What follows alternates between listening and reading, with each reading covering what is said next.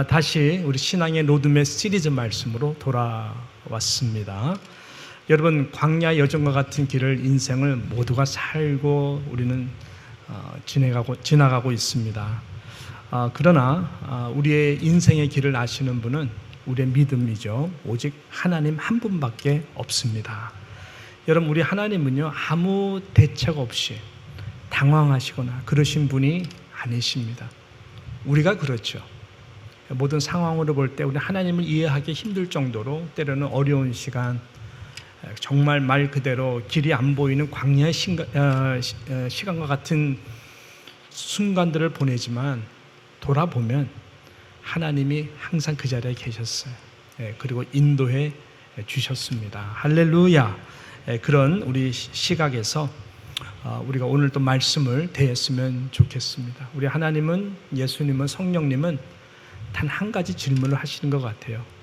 그러한 나를 믿고 끝까지 신뢰하느냐. 거기에 대해서 우리 모두가 네, 하나님, 예수님, 성령님 그렇습니다. 그런 고백을 할 수 있는 이 밤이 되기를 축원합니다. 오늘 본문 말씀은 정말 유명한 사건의 말씀입니다. 주일학교에서부터 들었던, 또 성경 전체에서 가장 드라마틱하고 스펙테큘러한 사건이 바로 오늘 본문에 나오는 사건이 아닌가 생각을 합니다. 말 그대로 이 홍해 도하, 이스라엘 백성들이 이 바다를 길과 같이 건너게 되는 이 놀라운 기적의 사건의 말씀이 오늘 본문 이 말씀 뒷배경이고 말씀인 것입니다. 정말로 이런 일이 일어났을까? 정말로 이런 일이 일어났을까? 믿지 못하는 분들에게 네, 정말로 이래서 일어났습니다라고 어떻게 말을 하고 설명을 하고 믿도록 하겠습니까? 아마 거의 불가능한 것 같습니다.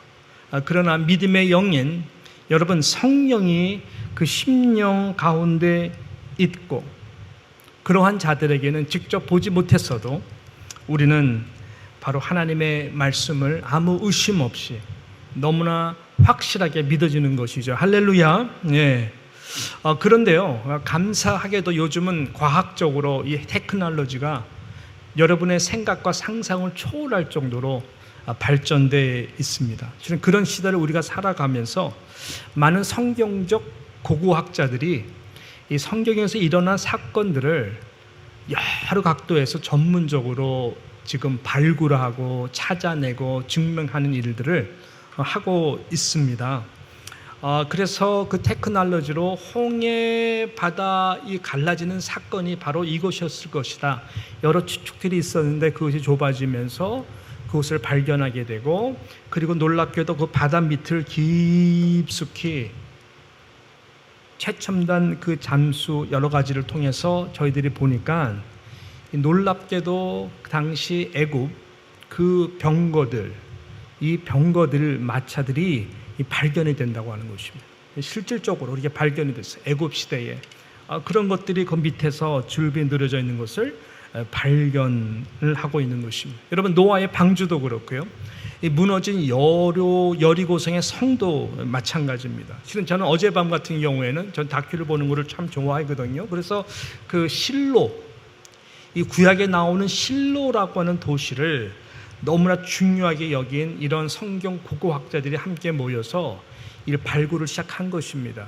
여러분, 실로가 어떤 곳입니까? 사무엘상 보게 되면은 그 내용이 자세히 나오는데 엘리 제사장이, 그러니까 당시 이스라엘 백성들이 실로에 수년 동안 마치 그 여호와의 성막 딱 제도를 지고 돌로도 만들고 해서 번제제단이 있고 언약궤가 오랫동안 있었던 곳이 바로 실로였습니다.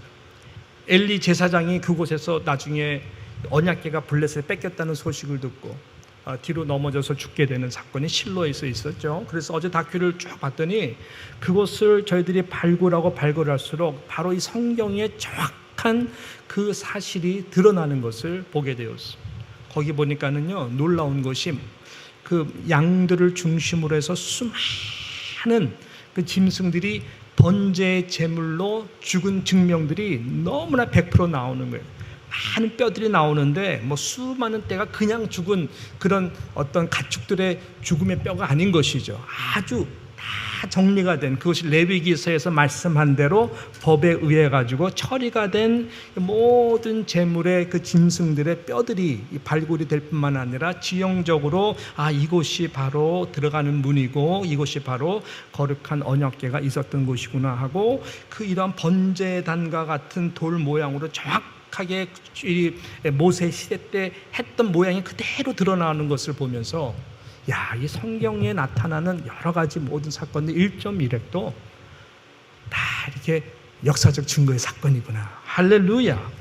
그런 것을 보면서 다시 한번 하나님께 저도 감사했습니다. 그 성경에서 나오는 모든 사건은 신화가 아닙니다. 하나님의 분명한 임재와 구원의 역사가 필요한 그곳에 하나님께서 베푸신 놀라운 은혜의 기적인 줄로 믿습니다. 그러므로 이 시대에 살아가는 우리, 이러한 말씀을 대하면서 그냥 구약에 일어났는 일일까 아닐까 이런 차원이 아니라 우리는 믿어야 될 것이고, 믿을 뿐만 아니라 그것을 통해서 하나님께서 이 시대에도 비슷한 상황 속에 있는 모든 성도들에게 주시고자 하는 분명한 그 메시지, 교훈을 들을 수 있는 믿음의 귀가 필요한 것이죠. 할렐루야. 오늘 이 밤이 그런 밤이 되기를 소망합니다. 오늘 말씀의 뒷배경은 너무나 잘 아는 뒷배경이죠. 이미 말씀드렸습니다. 10가지의 그 재앙을 통해서 결국은 나중에 바로왕이 백기를 듭니다. Let my people go, 백성들을 풀어주라. 이 모세의 말에 결국은 하나님의 음성으로 반응을 하고 풀어줍니다. 그리고 이스라엘 백성들 놓아주지만은 시간이 좀 지나자 이 바로의 마음이 다시 바뀌게 됩니다. 영어로 말하면 What have I done? 도대체 내가 무엇을 한 것이지? 저 200만 명이 넘는 저 귀한 나의 이 노동 인적 자원을 내가 풀어줬다니, 여러 가지 생각들을 하면서 후회를 하고, 그리고 선발된 오늘 말씀처럼 600대의 병거와 애굽의 모든 이런 군사 병거들을 동원해서 이스라엘 자손들을 막 쫓는 그러한 사건이 오늘 이 말씀의 뒷배경인 것이죠. 자, 내용을 한번 볼까요? 자, 5절부터 7절까지의 내용의 말씀을 같이 한번 읽어보도록 하겠습니다. 시작. 그 백성이 도망한 사실이 애굽 왕에게 알려짐에 와 그의 신하들이 그 백성에 대하여 마음이 변하여 이르되, 우리가 어찌 이같이 하여 이스라엘을 우리의 삶에서 놓아보야 하고, 바로가 곧 그의 병거를 갖추고 그의 백성을 데리고 갈새 선발된 병거 600대와 애굽의 모든 병거를 동원하니 지휘관들이 다 거느렸더라. 이렇게 말씀하고 있는 것입니다. 역사적 사실이죠. 이런 상황 가운데에 이스라엘 백성들이 거의 도착한 것은 홍해 바다 앞이었습니다. 앞이 가로막혀 있는 것이죠. 앞으로도 갈 수도 없고 뒤로도 갈 수 없는, 말 그대로 진퇴양난의 상황입니다. 여러분 또한 이런 상황 속에 있다면 마음이 어떻겠습니까? 모든 것이 다 막혀 있는 상황, 길이 보이지 않는 상황, 진퇴양난의 상황인 것이죠. 홍해 앞은 아니더라도 우리의 삶 가운데에 실은 이런 일을 자녀들의 일을 통해서, 또 개인적인 건강과 일을 통해서 우리는 자주 이런저런 상황 속에서 소식을 접하기도 하고, 또 우리가 직접 당하기도 합니다. 이럴 때 우리는 어떻게 우리의 신앙, 지금 말씀드린 신앙의 로드맵, 인생의 로드맵을 열어갈 수 있을까요? 오늘 본문 말씀 통해서 우리가 몇 가지를 한번 깊이 좀 하나님의 음성으로 저도 듣고 전하고 여러분도 잘 들으면서 한번 귀를 기울였으면 좋겠습니다. 자, 첫 번째, 이 영적인 교훈과 원리는 오늘 말씀에서 보니까 두려움입니다. 이 두려움의 먹구름이 나를 오랫동안 지배하지 않도록 하라라고 하는 것입니다. 저는 그런 말씀을 정말로 드리고 싶습니다. 사단이 우리에게 주는 그 상황적으로의 공격이 있습니다. 사단이 어떻게 할 수는 없지만 그 상황 속에서 우리를 맞닥뜨리게 합니다. 그리고 그 상황 속에서 우리를 공격하고자 하는 내용은 실은 다 결국 보면은 제스처인데, 그것은 뭐냐면은 두려움을 갖게 하는 것입니다.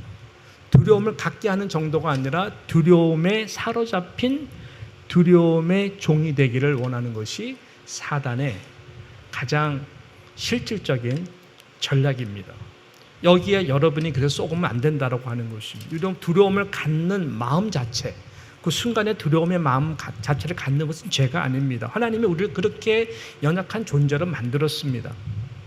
여러분, 어떻게 갑자기 산 등산을 하다가 시커먼 흑백곰이 나를 쭉 쳐다보면은 아니 두렵지 않아요? 예? 저러다가 괜히 나를 따라와가지고 그래서 나 죽는 거 아니야?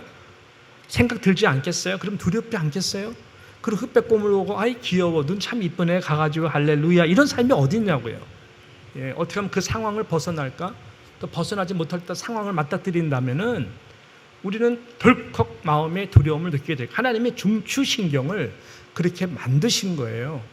그럴 때 두려움을 갖고 그 다음에 자연스럽게 살 길을 찾아가도록 만든 것이 인간의 본능, 하나님의 창조 안에 있는 것입니다. 자, 그렇기 때문에 이런 것은 proper fear이라고 그럽니다. proper fear, 당연히 두려워할 수 있는 것이다. 그래서 improper fear이 있어요. 그것은 뭐냐? 하나님을 두려워하는 마음으로 두려움을 이길 수 있는 두려움입니다. 그래서 그것이 중요한 것인데, 두려움을 갖는 마음은 건강한 것이 신체적인 반응이에요. 우리 인간의 아주 자연스러운 그 반응입니다. 그래서 죽을 만큼 심장이 놀라고 그 힘든 시간 가운데 지속이 되게 되면은 하나님의 창조의 질서가 파괴되기 시작합니다. 왜냐하면 나쁜 호르몬이 나오기 시작하고, 하나님은 그렇게 창조한 것이 아닌데 두려워할 수는 있지만 두려움이 나를 지배하게 되면 어떤 일이 벌어지느냐, 그 외에는 점점 의학적으로도 여러 가지 이야기를 합니다. 그래서 결국은 공황 패닉이라고 하는 이 상태까지 오게 되고, 공황 패닉의 상태도 점점 얼마나 중증으로 갈 수 있는가, 굉장히 무서운 이러한 마음의 병에 걸릴 수가, 우울증이 심해지고 그러다 보면은 갑자기 사람이 돌변적으로 변하는 경우도 있고, 너무나 패닉이 심하게 오니까.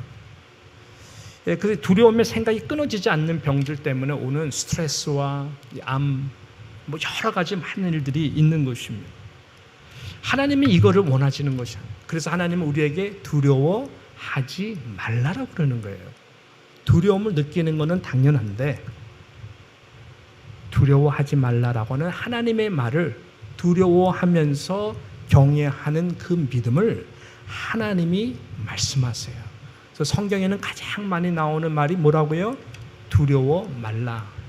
성경학자들이 365번씩이나 나온대요. 매일 날마다 두려워하는 상황 속에서 두려워하지 말라, 내가 너와 함께한다, 내가 너를 도울 것이다 라고 하신 하나님의 그 말씀을 바로 듣고 이 두려움을 전환시키라고 하는 것이죠. 그것은 마음과 생각을 지배하라. 이것을 지금 말씀하고 있는 것입니다. 이스라엘 백성은 처음에는 이 담대하게 믿음으로 행보를 했습니다. 8절 보실까요? 자, 8절에 보시면 이렇게 증거를 하죠. 여호와께서 애굽 왕 바로의 마음을 완악하게 하셨으므로, 그가 이스라엘 자손의 뒤를 따르니 이스라엘 자손이 어떻게 해요? 담대히 나아갔습니다. 그러니까 담대히 맨 처음에는 나갔어요. 담대히 나갔어요. 그러나 그 담대함이 얼마 가지 않고 점점 바뀌게 됩니다. 10절 말씀이죠. 10절 말씀, 바로가 가까이 올 때에 이스라엘 자손이 눈을 들어본 즉 애굽 사람들이 자기들 뒤에 이른지라. 뭐라 그래요? 이스라엘 자손이 심히 두려워하여 여호와께 부르짖고 라고 말씀합니다. 아주 심히 두려운 패닉 상태로 진입하게 됩니다. 기도를 했다고 하지만 그것은 믿음의 기도가 아니라 이 마음이 눌리고 요동치는 가운데 패닉 상태에서 드려지는 기도예요. 그 기도는 믿음의 기도가 아니었기 때문에, 믿음의 기도였다면은 그 두려움이 좀 끊어졌겠지만 그러지 않았던 것이죠. 믿음의 기도였다면은 그 두려움을 몰아낼 수가 있었겠지만 그럴 수 있는 능력이 믿음의 기도가 아니었어요. 그냥 두려움 속에 그냥 두려움이 지배하는 가운데에 울부짖고 기도하는 거예요. 그러니까 이 상황이 책임 전가와 불평과 불신의 마음으로 믿음의 기도가 아니었기 때문에 그 기도가 별로 도움이 되지가 않아요. 이렇게 기도하는 분들이 참 많이 있어요.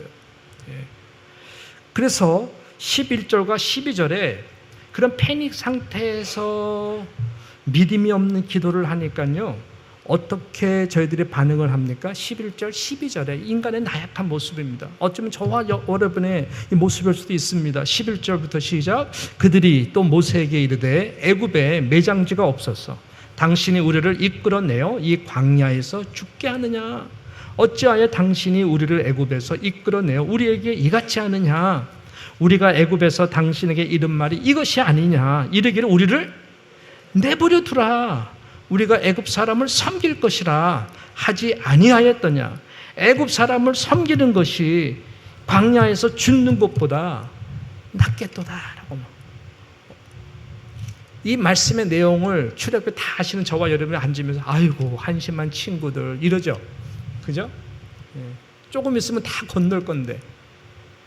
그렇지만 만약에 저와 여러분이 이런 상황이라면 어떻게 반응했을까요? 또 이런 상황에 저와 여러분이 비슷한 이유로 맞닥뜨린다면 여러분 어떻게 반응하겠습니까? 죽겠다는 거예요 지금. 죽을 것이다. 이렇게 죽을 바에 차라리 애굽에 있었는 게 좋았는데 왜 우리를 데리고 나왔느냐? 이렇게 죽을 바에 광야에 죽을 바에 차라리 애굽에서 죽는 것이 낫다. 왜 생고생 시키며 죽게 하느냐? 너무나 두려움 속에 인간적인 기도와 생각 속에 나오는 반응인 것입니다.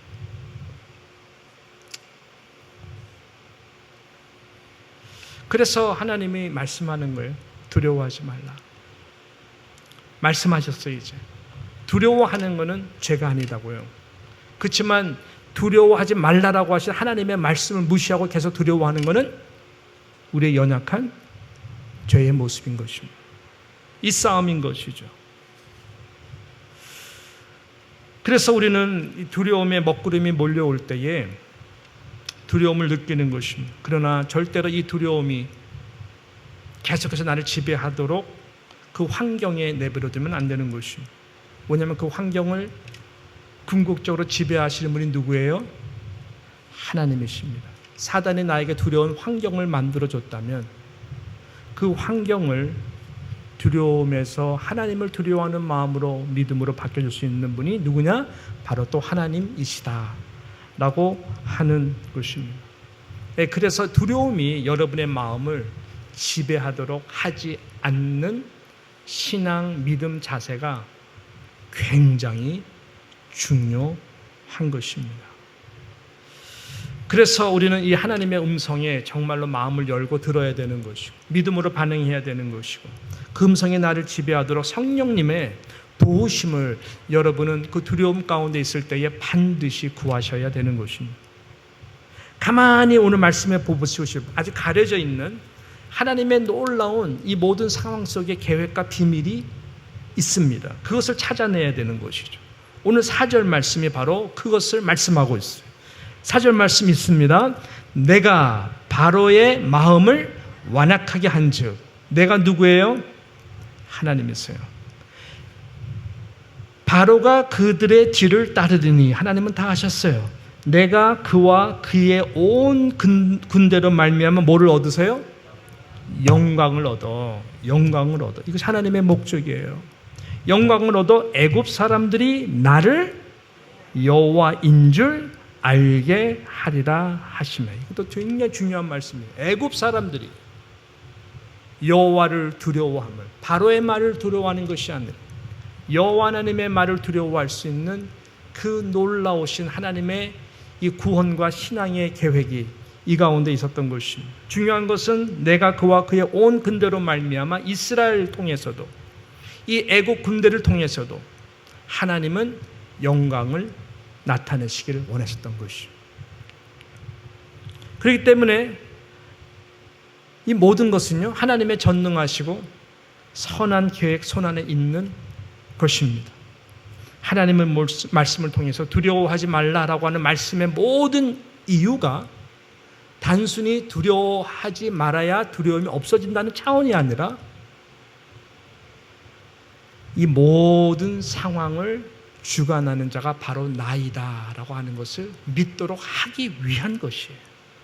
그래야 하나님이 여러분의 모든 일생의 단 한 번의 일생의 신앙의 여정 가운데에 그때마다 맞닥뜨리는 기가 막힌 이 두려움의 상황을 통해서 하나님이 어떤 분이신 것을 하나님은 알기를 원하시는 거예요.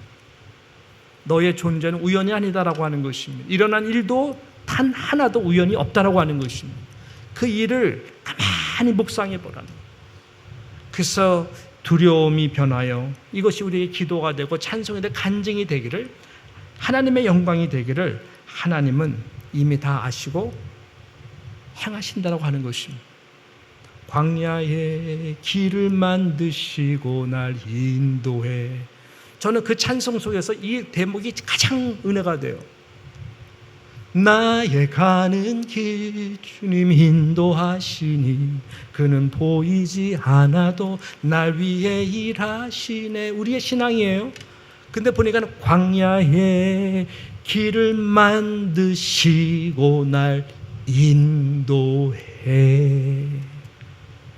하나님은요, 저와 여러분이 그 상황에 이미 다 길을 만들어내시고 그 상황으로 몰고 가시는 분이세요.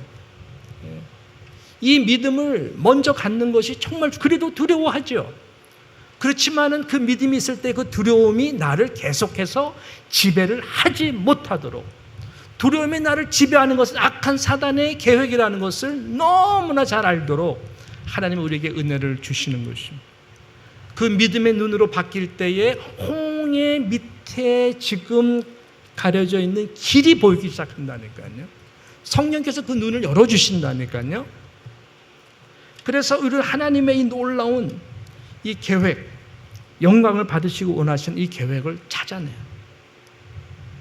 너는 내가 이 모든 상황을 주관한다는 것을 모르니? 나의 아들이 이 세상 가운데 보내줬어. 때로는 모욕을 당하고 하나님의 아들이고 창조주임에도 불구하고 매를 맞고 어려움을 당하고 때로는 잠잘 자리가 없어서 고생도 하고 때로는 당신이 지은 사람들에게서부터 버림을 받고 십자가에 매달려 꼼짝 못하도록 못을 박는 저들에게 가만히 있어야 되는 그 모든 상황 내가 주관한다는 것을 모르니 그것을 통해서 나의 구원의 계획을 통한 그 영광이 보이지 않느냐. 최고의 영광을 위해 내가 허락한 고난인 건 뭘, 고난이 강하면 강할수록 고난이 우리 가운데에 심하면 심할수록 내가 너를 더 사랑한다는 걸 모르니? 왜? 하나님은 다 이미 광야에 길을 만드시고 나를 인도하기 때문에. 아멘 해주신 분 진짜 감사해요. 진짜 감사해요. 가장 중요한 포인트는 너는 이미 홍해 바다를 건넌 존재야. 그래서 내가 너 거기에 세운 거야 라고 하는 것입니다. 건너갈 수 있을까 못할까 해서 세운 것이 아니에요. 몰려온 게 아니에요. 하나님은 이미 다 길을 만들어내시고 너는 나의 말씀에 따라 이 홍해 바다를 이미 건넌 존재야. 광야에서 죽는다고? 그래, 죽지. 누구나 다 죽지. 가나안 땅에서 포도 먹다가 죽는 거나 광야에서 그냥 내 갈 길 다 가다가 지금 보이는 가나안 땅보다 더 멋진 하나님이 준비하신 그 나라를 가는 것이 낫지 않아요? 괜히 가나안에서 하나님의 은혜를 입고 살다가 구원받았는지 못 받는지 불안해서 사는 것보다는 낫죠. 여러분, 그러한 믿음으로 이 먹구름의 의심과 두려움을 몰아낼 수 있는 믿음을 성령께서 저와 여러분 가운데 주시기를 축복합니다. 정말이에요.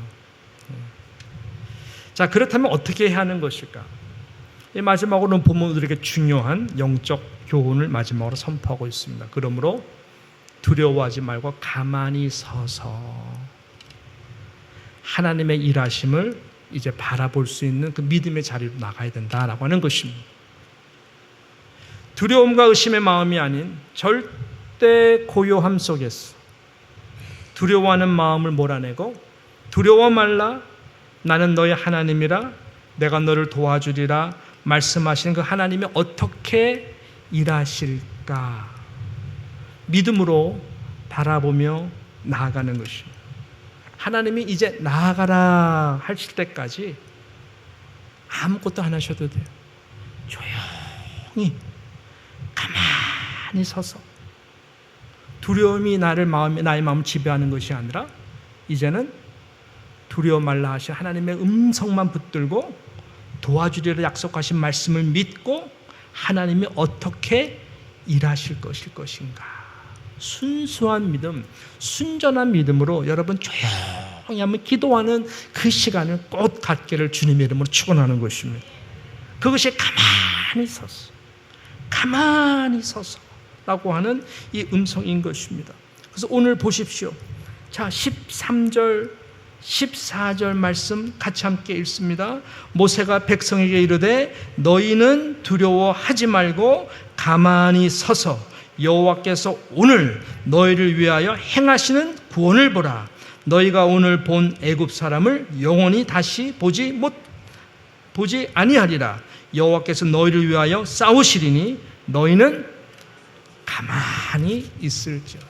여러분 이러한 믿음의 단계로 한번 기도해 보신 적 있으십니까? 내가 할 수 있는 거 한계가 있어. 내가 할 수도 없어요. 그래서 두려워하는 것이겠죠. 그러나 그 두려움 속에서 하나님은 하실 수 있구나. 하나님은 그렇게 말씀하시는구나. 그 말씀만을 붙들고 완전히 엎드려서 조용히 하나님께서 어떻게 일하실 것을 믿음으로 바라보며 기다려 보신 적 있으십니까? 바로 그것이 굉장히 중요한 것입니다. 야고보서에도 보게 되면 두 마음을 품고 기도하는 자의 기도를 하나님이 듣지 않으신다고 말씀했어요. 두 마음이 아니라 정말로 모든 의심과 두려움의 영을 몰아내고 하나님을 사랑하고 신뢰하는 성령의 영으로 한번 조용히 기도하는 것입니다. 두려움으로 부르짖지도 말고 말씀을 들었으면 가만히 서서 마음의 무릎을 꿇고 기도하는 것입니다. 그러면 하나님이 싸우시고 하나님이 내시는 길을 하나님의 시간에 반드시 하나님께서 보여주십니다.